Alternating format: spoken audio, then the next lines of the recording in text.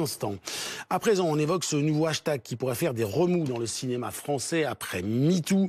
C'est maintenant au tour de MeToo Garçon. On en parle avec vous, Fanny Wegscheider. Bonjour Fanny. Après les accusations de violences sexuelles sur les actrices, la parole semble donc se libérer aussi chez leurs confrères, les acteurs. Oui, à la faveur notamment de ce hashtag, ce mouvement lancé par le comédien de 43 ans Aurélien Vic, qui a été vu récemment dans la série Munch aux côtés de Isabelle Nanty. L'acteur s'est livré sur son histoire personnelle sur Instagram, une histoire jalonnée dans le milieu du cinéma d'abus sexuels qu'il dénonce. Regardez, ça a commencé très tôt.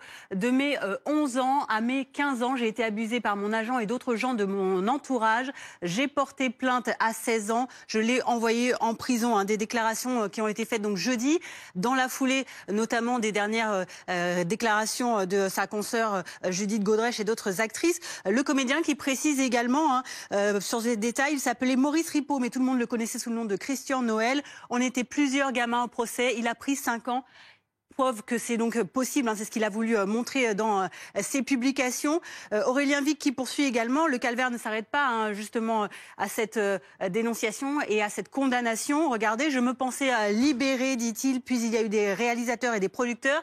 Agression, harcèlement, tentative de viol, chantage contre des rôles, dîner piégé avec plusieurs mineurs. Je me suis défendu de main baladeuse, notamment, ajoute-t-il.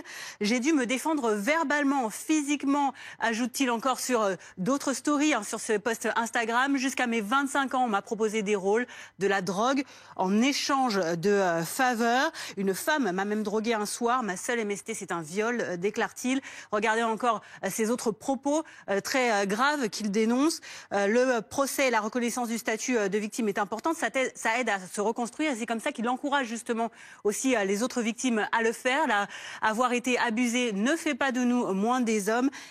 Et il lance donc ce hashtag MeToo Garçon pour alerter et surtout pour continuer de libérer la parole, cette fois-ci des hommes.